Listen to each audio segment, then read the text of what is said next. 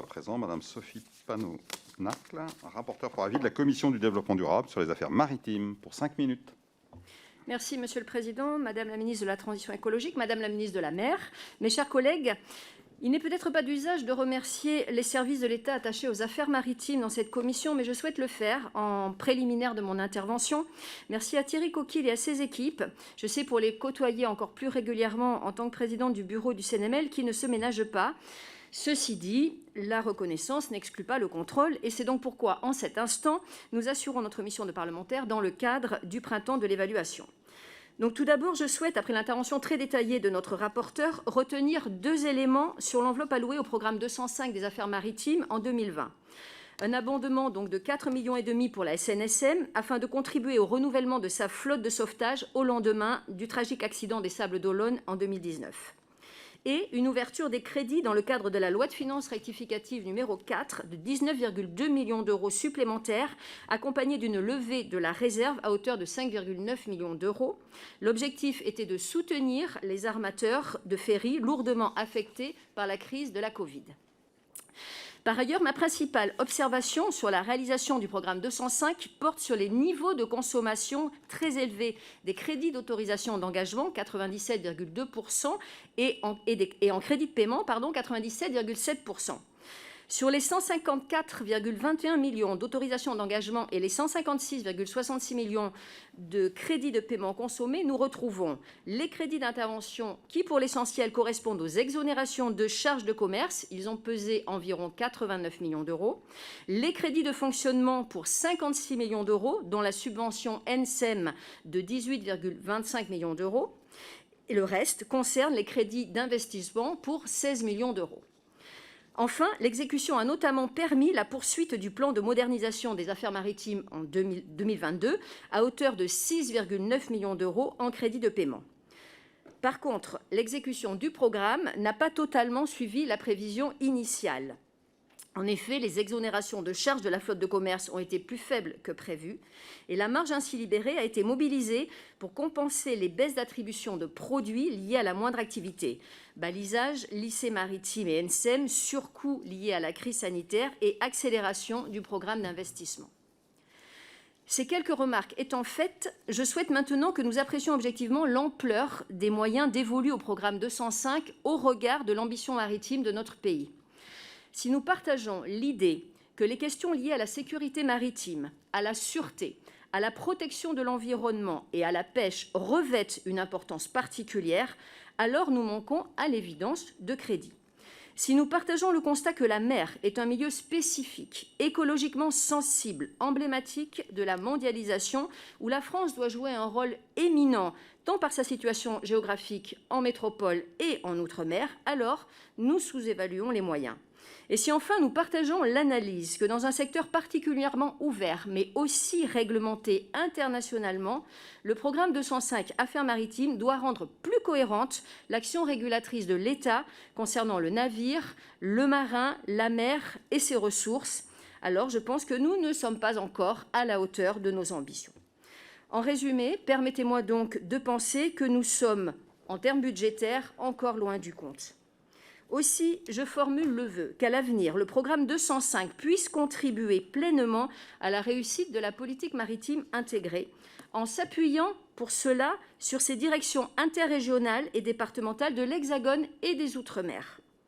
N'oublions pas que les différentes directions au sein de la direction des affaires maritimes participent notamment à la mise en œuvre de la stratégie nationale de la mer et du littoral et jouent un rôle majeur dans l'exercice de la planification spatiale maritime. Gardons à l'esprit que la DAM doit réussir un quadruple défi.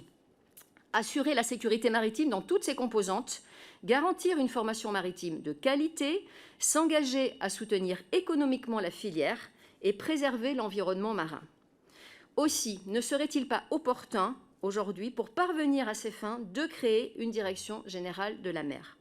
Madame la ministre de la Mer, vous connaissez mon engagement à vos côtés pour hisser haut les couleurs de l'économie bleue et défendre la protection des océans. Alors sachez que nous devons nous battre pour convaincre les incorrigibles terriens, et il y en a encore qui continuent toujours à tourner le dos à la mer, La création du nouveau ministère de la mer a suscité un formidable courant d'espoir. À vous, à nous, ensemble, de répondre aux attentes de la communauté maritime et des gens de mer. Les décevoir serait remettre en cause durablement notre ambition maritime. Je vous remercie. Monsieur le Président, Mesdames et Messieurs les rapporteurs, Mesdames et Messieurs les députés, alors si pour Barbara Pompili c'est la 3e fois, pour moi et pour ce ministère de la mer, c'est la première fois que nous sommes ici pour parler, ou du moins participer à cet exercice qui est le printemps de l'évaluation, un ministère créé en juillet 2020.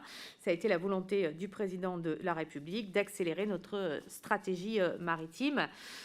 Donc, ce ministère, il s'est donc mis en place au sein d'un paysage gouvernemental et institutionnel budgétaire déjà existant. Ça donne donc du sens à notre présence aujourd'hui avec Barbara Pompili, puisque nous travaillons sur de nombreux dossiers ensemble, que l'on parle effectivement de protection du littoral, d'énergie renouvelable en mer, de préservation du milieu marin, de conduite des politiques en matière de transport. Mais pour ce qui est le débat d'aujourd'hui, le volet budgétaire, moi je m'appuie sur l'unique programme opérationnel qui est le programme 205 Sécurité et Affaires maritimes intégré au sein de la mission Écologie, Développement et Mobilité durable. J'ai entendu également, ou je suis également, les crédits 149 dédiés à la pêche et à l'aquaculture qui, eux, sont rattachés à la mission Agriculture de Julien Denormandie.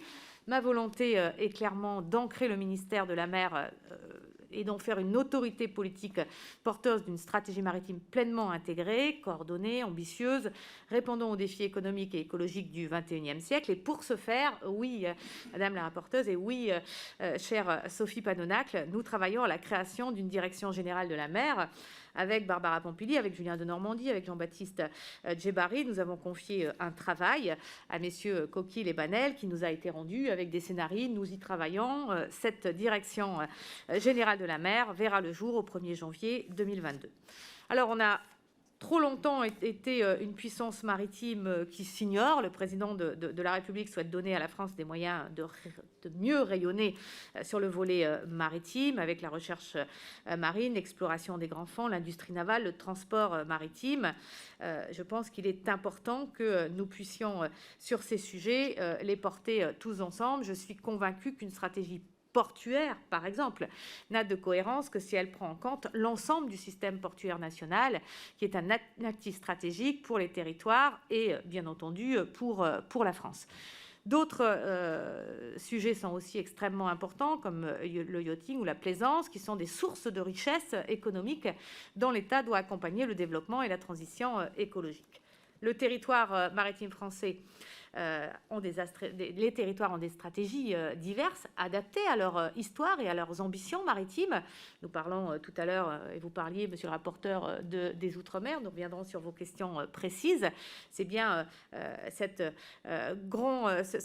étendue maritime qu'aujourd'hui la France gère. Nous sommes sur les 3 océans et nous avons donc une action à porter à l'avenir et une feuille de route qui devra être complétée cette année.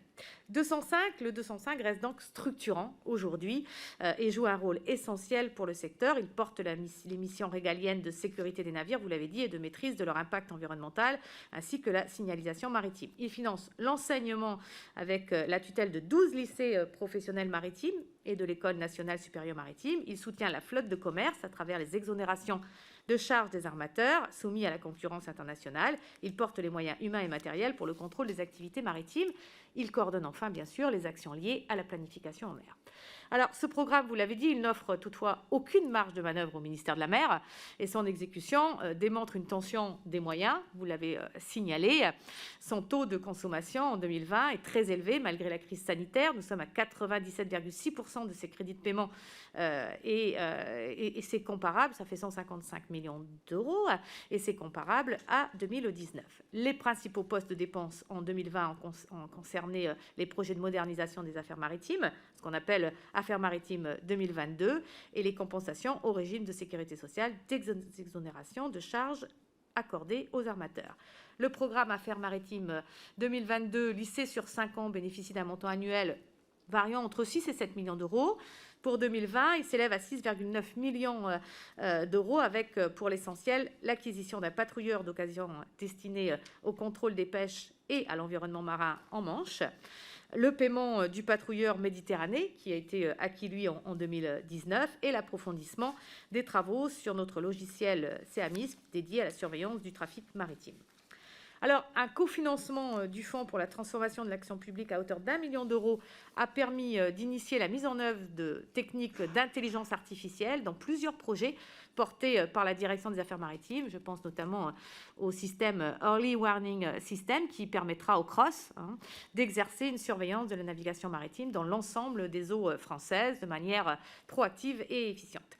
Pour les compensations d'exonération des charges accordées aux armateurs, il s'agit d'une ligne importante qui a été de 70 millions d'euros en 2020, qui sous-tend une politique volontariste de soutien à l'emploi et au pavillon. Nous y reviendrons. L'an passé, on a constaté une sous-exécution en raison de la crise sanitaire à hauteur de 9 millions d'euros. Ces crédits ont pu être conservés, redéployés pour soutenir en priorité les investissements.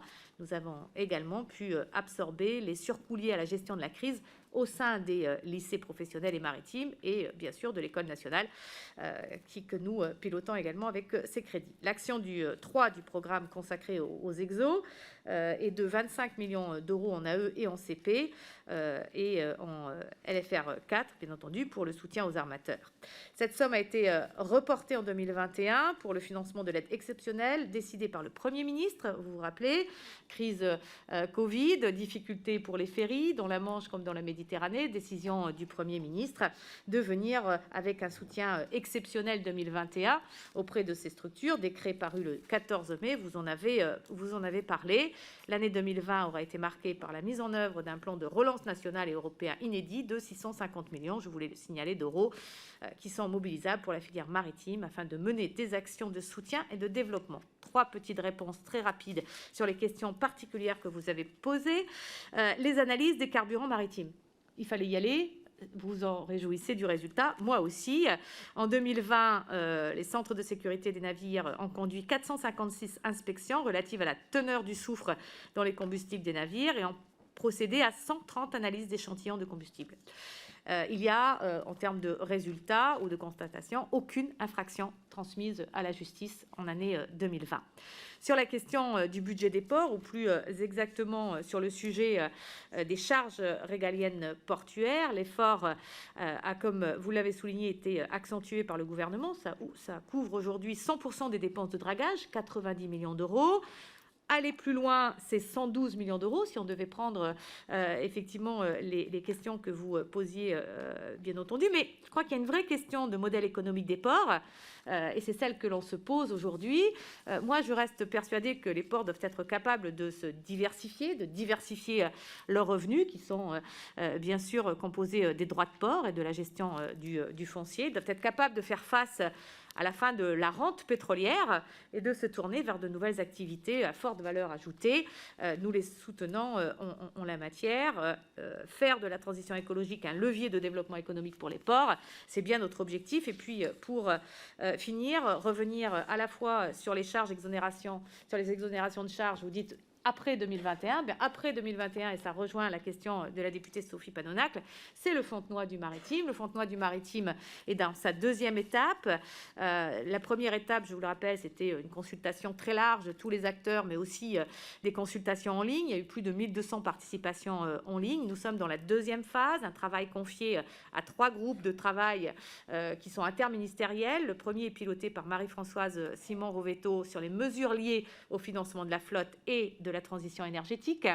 Le deuxième, Jean-François Geoffrey, qui travaille sur les mesures concernant le volet social et la compétitivité de nos marins et de notre pavillon. Et le troisième, par Frédéric Moncani de Saint-Aignan, sur les sujets de rapprochement entre les armateurs et l'écosystème industriel et portuaire. Ces réponses, ou du moins après les arbitrages interministériels, ce travail sera présenté au CIMER de juillet, dont on ne sait pas bien encore la date, mais je peux vous donner quelques exemples rapidement de mesures travaillées. Amélioration des dispositifs de défiscalisation des navires ou des équipements, mise en place d'un fonds de garantie visant à préserver l'investissement des banques en matière maritime, mise en place d'une stratégie de conquête pour l'École nationale, puisque nous avons besoin effectivement de sortir plus de marins, politique de soutien ciblée à la compétitivité par un élargissement des exonérations de charges, qui deviendrait, sinon pérenne, au moins sur les 5 prochaines années, élargissement du bassin d'emploi des marins français, et puis promotion à l'international de nos dispositifs. La dynamique a été lancée dès mon arrivée. En un an, avec l'aide de tous mes collègues, on pourra proposer au président de la République et au Premier ministre des résultats